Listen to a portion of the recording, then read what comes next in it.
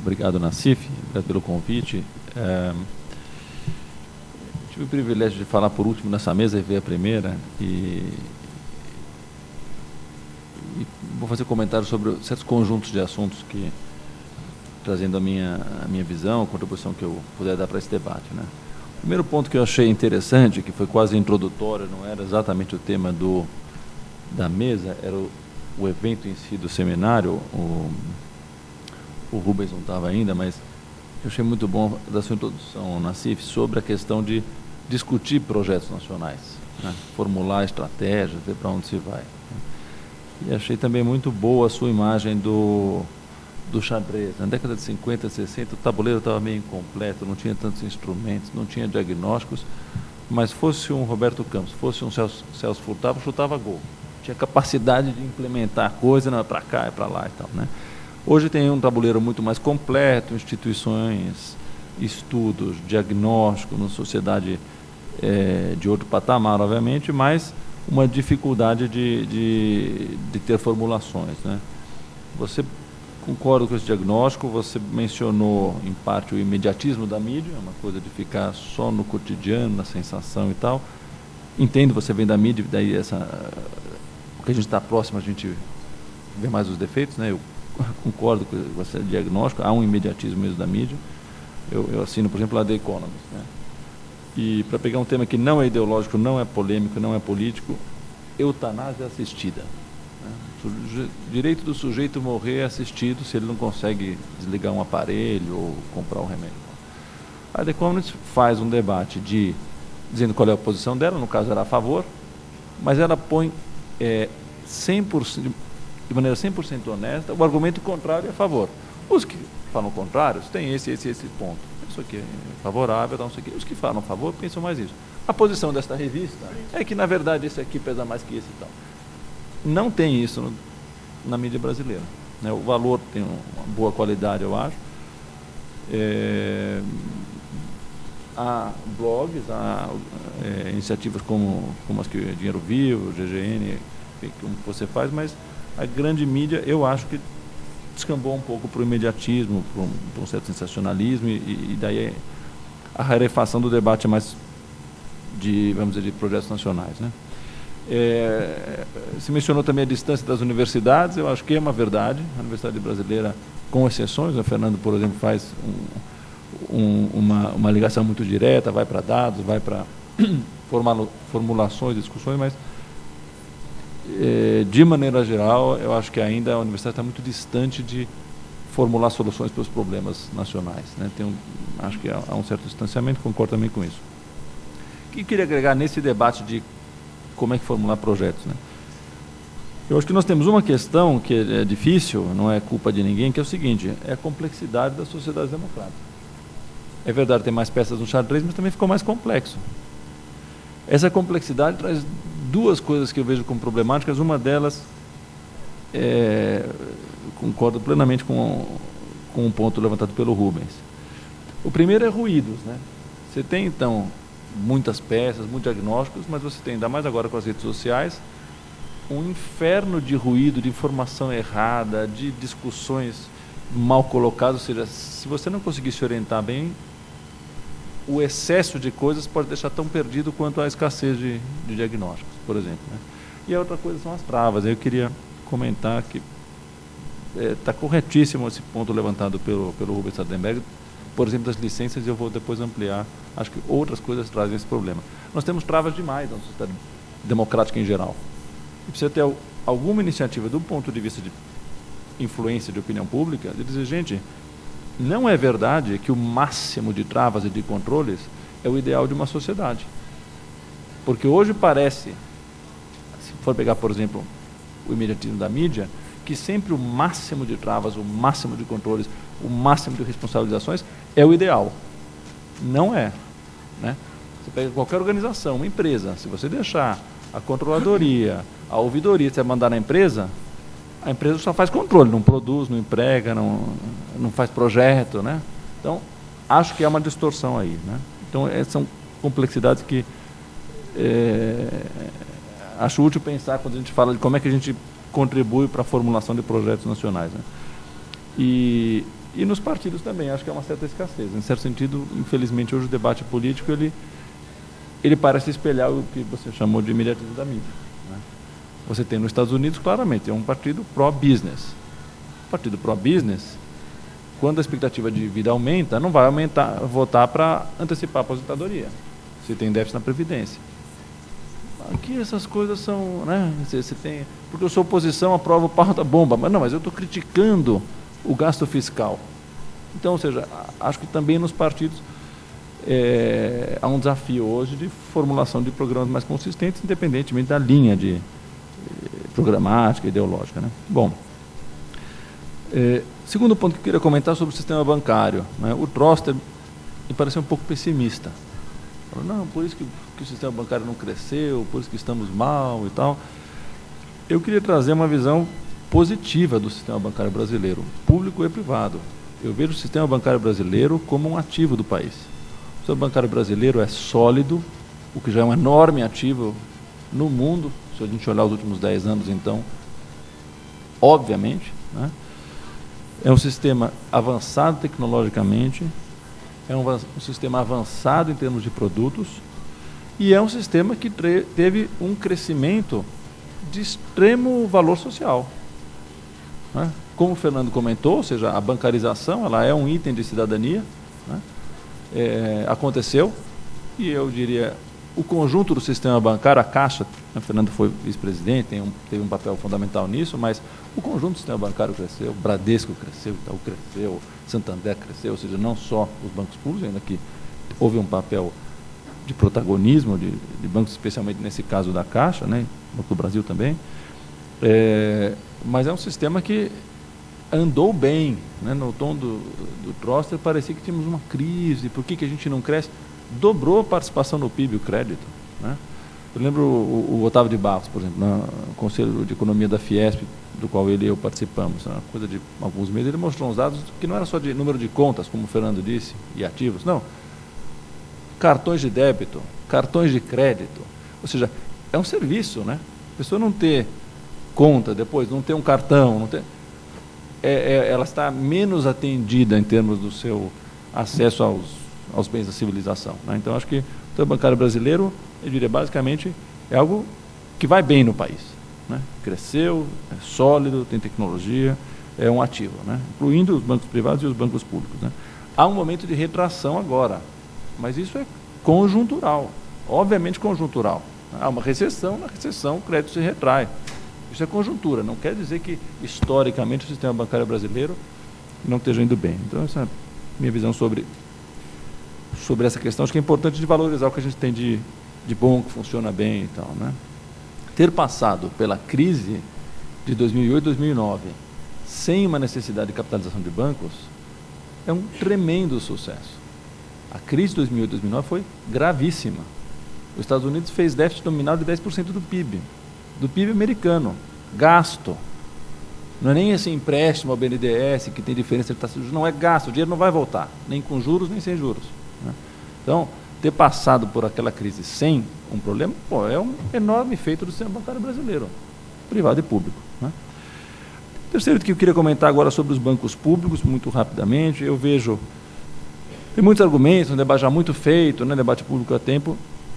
Eu vejo como positivo o papel anticíclico que tiveram, eu acho que foi acertado.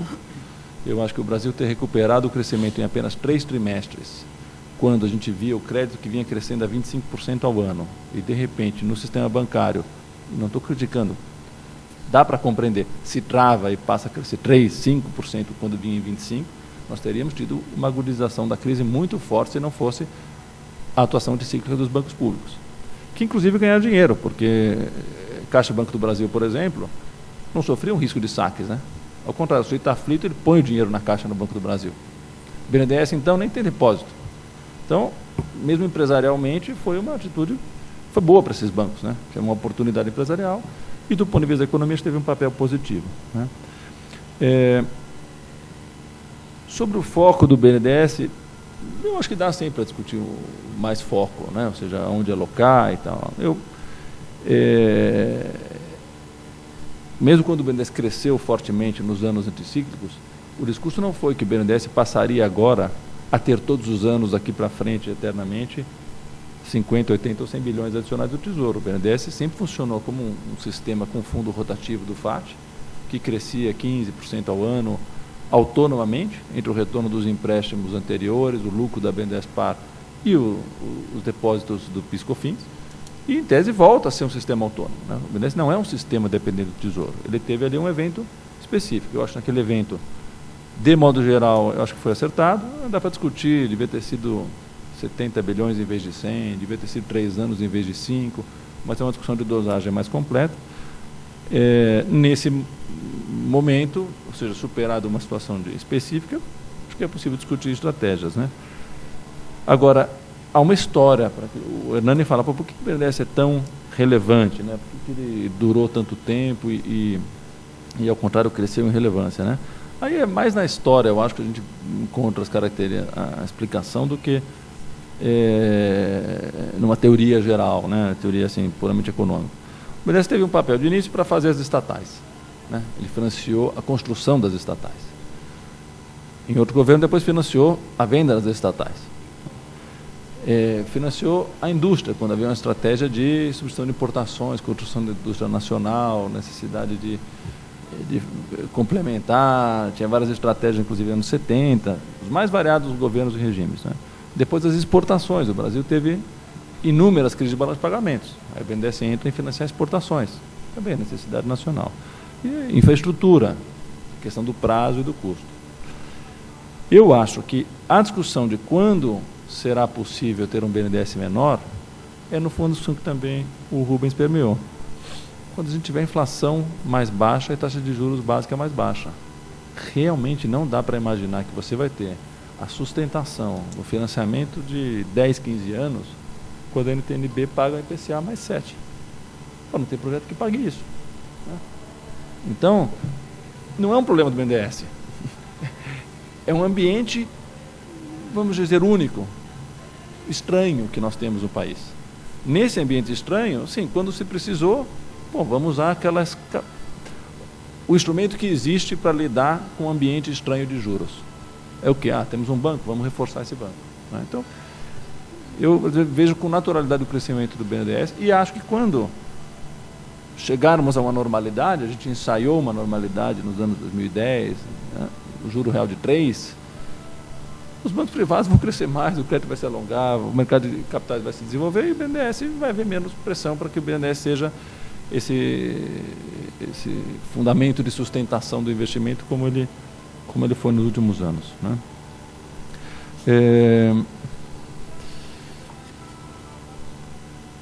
Sobre o mercado de capitais, a mesma coisa. Eu acho que nós temos hoje, do ponto de vista institucional, o desenvolvimento pronto para o desenvolvimento do mercado de capitais. Nós temos um regulador sofisticado, nós temos as normas, nós temos o sistema financeiro igualmente preparado, nós temos legislação, temos tudo. Mas, de novo, tem que o juros ser mais baixo, né? Não há aperfeiçoamento de norma que substitua um cenário de juros normal, né? Nós vivemos um cenário de juros extraordinários, né? Do ponto de vista seja da economia, seja de qualquer comparação internacional, né? Acho sim que, em parte, acho que foi o mesmo que comentou, a gente padece um pouco no mercado de capitais desse excesso de controles. Ou seja, o quanto se exige de, vamos dizer, prevenção legal para você poder emitir um título a distribuição ampla, são 150 páginas, entendeu? Então você fala para a pessoa física, leia o prospecto. Aí você vai ler o prospecto, é aquele advocatez. O cara começa a pôr aquele monte de parágrafo desse tamanho, mas escuta, qual é mesmo? Resume para mim, né? E aí um enorme receio de resumir e tal. Então, acho que é um trabalho de simplificação, mas que vale para muitas áreas na economia, mas acho que o mercado vai se desenvolver, né? Eu tendo a ver como positiva, né, na questão do BNDES dizer, olha, eu quero fomentar o mercado de capitais com debêntures. Às vezes, você destacou as debêntures fictas, vamos dizer, né? Debênture que no fundo, está no balanço do banco e é emitida porque não tem exigências de compulsórias e tal. Mas não deixa de ser um risco privado. Tá bom, não é puro mercado de capitais, mas ainda é balanço privado, né? E tem as debêntures que são mesmo nas mãos de tomadores finais, especialmente alguns estrangeiros e pessoas físicas. Então, depende de infraestrutura, acho que não está no balanço de banco. Eles até podem fazer um warehousing, né? Ou seja, pôr no seu estoque para depois vender para os seus clientes e tal, mas tem demanda real de private banking, ou seja, pessoas físicas de grande patrimônio que compram essas debêntures, tem que ser, muitas delas tinham emissões limitadas a 300 mil lotes, mínimo. É muito grande no Brasil, né? São dezenas de bilhões o mercado de private banking, então acho que existem também as debêntures que não são, vamos dizer, instrumentos que terminam no balanço dos bancos puramente, né? Sobre a questão do licenciamento ambiental, que o Rubens mencionou, eu, que tive experiência em banco privado, mas a principal no banco público, queria sair em defesa dos bancos privados aqui, no conjunto dos bancos, né, mas também dos bancos privados. Essa preocupação é extremamente legítima. Vou dar um exemplo paralelo para dizer do clima, que eu mencionei, uma certa, talvez, tendência a engessamento que o debate democrático traz. O caso do acidente da Chevron. Só para dizer que não é uma coisa só de banco. Chevron. Teve aquele acidente em offshore, né, vazamento lá no fundo do mar. Tem o acidente, uma parafernália enorme. Impacto ambiental, quais foram os erros, quem são os culpados. Pode chegar nas praias e afetar a vida que está na costa, na praia e tal. Pode, aí já é a manchete. Tá? Jornal Nacional, caramba. Aí a Chevron, muito diligentemente, depois de um tempo, vai lá com aquele robô submarino e constata que saíram litros, não dá assim, um barril, a mais 2 quilômetros. Manda para a agência, diligentemente fala, olha, localizei, estou aqui pesquisando onde é que pode ter sido a falha geológica, saiu uns litros de óleo lá longe. Sai a imagem no Jornal Nacional de novo, vem o Ministério Público e caça o passaporte dos executivos, põe 20 bilhões de multa e trata os caras como um criminoso. Para começo de conversa, petróleo é biodegradável, é um item da natureza. Petróleo, madeira, areia, está tudo na natureza. Ainda mais se vazou lá embaixo. E segundo, o offshore é o que menos tem impacto ambiental. Vazou uns litros de óleo a 150 quilômetros da costa. Bom, não teve impacto nenhum, não teve prova nenhuma. Agora, você imagina o que isso causou de receio de investir no Brasil, de seguro para tudo quanto é executivo, de preocupação de banco quando vai financiar a empresa e tal. Então parece que quando alguém fala 20 bilhões de multa, sequestra o passaporte, os caras devem ser uns criminosos e tal, não tem problema, isso é só um rigor, ó que beleza. Não, isso é errado. Isso é errado, isso é ruim para o conjunto do desenvolvimento do país. Então, isso acontece em muitas áreas e a gente não dá atenção. Então, quando tem lá um procurador e um juiz de primeira instância que bloqueia um projeto com 5 mil pessoas no meio da floresta e deixa 5 mil homens tomando cerveja sem poder trabalhar, a gente fala, ótimo, está rigoroso, porque não sei quem questionou. Não, está errado também. Então a gente tem que encontrar um equilíbrio. É claro que se você pegar o início da história das economias, se faziam barbaridades, né? Se passava por cima, tinha trabalho escravo, se poluía, ok. Mas há de haver um equilíbrio nessa questão. E eu acho que esse equilíbrio foi ultrapassado. Então a questão do licenciamento ambiental é um risco ao projeto. É um risco ao projeto. Tem licenciamento que está previsto em 12 meses, sai em 36. Se você não colocar que isso, primeiro não devia ser, mas caso ocorra, que isso não é risco do empreendedor, o projeto fica em risco, porque o sujeito empatou o capital e de repente tem 2 anos a mais para esperar, é um risco para o banco que está financiando, então dizendo, não, queremos que os bancos financiem a longo prazo. Ok, mas se você põe um monte de risco em cima do banco, você não está querendo que o banco financie a longo prazo, você está da boca para fora, né?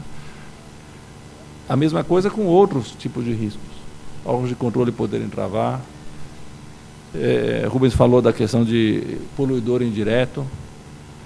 Outra coisa que aconteceu similar, lavagem de dinheiro. Lavagem de dinheiro, o que é a figura? Você pega o dinheiro do tráfico, do roubo, do crime, da corrupção, coisas específicas e diz, você está esquentando o dinheiro de uma organização criminosa. Ok, isso é lavagem de dinheiro. Agora, você põe na lei uma coisa tão ampla que se o correntista de um banco privado sonegou imposto, o banco privado está lavando dinheiro, espera aí. O banco privado não é Receita Federal, não é o IBAMA do IBAMA, ou seja, o mesmo tipo de excesso. Então, essas questões, eu digo, de experiência, de estar hoje no setor privado desenvolvendo projetos, são problemas reais, são problemas que inibem o crédito de longo prazo. Então, aí não é assim o banqueirão aqui, o representante dos bancos dizendo quero moleza, me facilita. Não, são problemas reais que afetam projetos, afetam, portanto, o risco do projeto e afetam, portanto, o empréstimo de longo prazo e que a gente tem que procurar a sociedade, né, brasileira, como a outra, tem que procurar um equilíbrio, né, entre o controle, punições, prevenções, suspende e deixar trabalhar, não pôr excesso de riscos e tal, né. Por fim, outro comentário sobre a questão das debêntures de investimento, letras de investimento. Existem debêntures de investimento, né, que são isentas só para estrangeiros, né. Eu participei em parte das discussões prévias, consultas que o governo faz a diferentes associações, organizações privadas, na época das debêntures de infraestrutura, né, de onde surgiram também as de investimento. E um pouco do desafio é o impacto fiscal, né? Ou seja, por exemplo, as de investimento que são mais amplas, basta a empresa provar que está investindo, ficou só para estrangeiro, né? As de infraestrutura, estrangeiro e pessoa física. Se for uma isenção geral, pessoa física, jurídica, estrangeiro e tal, e letra de investimento, uma condicionalidade não tão restritiva, às vezes é difícil ser restritivo, porque investimento tem muito, né? Operação agrícola é mais específico e tal. Imobiliário também, os bancos às vezes têm alguma criatividade em alocar o lastro, mas investimento todo mundo tem, né? Então, eu acho que só o desafio é fiscal. Nesse momento, você não dá mais uma isenção para algo que pode... Tudo vira investimento, entendeu? Ou para infraestrutura, aí sim, acho que eu me lembro daquela discussão, o limite é bom, mas quanto que isente, né? Essa é a discussão ali. Sobre o BNDES, a questão das debêntures serem um instrumento de repagamento, o BNDES com isso poder girar sua carteira, ter um funding mais rápido para a próxima empréstimo, sou favorável. Já pode. Acho que a questão hoje é custo, mas você pode pré-pagar BNDES. Na 12 não permite ser, porque é só 12 meses, né? Entendi, seria o prazo que você está falando, então. Não, investimento adicional pode, não precisa ser projeto novo. A questão é que é o prazo, eu acho. Desculpe, então, aqui, nas debêntures de investimento, nas debêntures de infraestrutura, a discussão é se você pode dar como lastro dela, ou seja, justificar a emissão, que é uma emissão isenta, repagamento de BNDES, que eu me lembro, a debênture de infraestrutura permite ter como lastro investimentos feitos até 12 meses antes da emissão.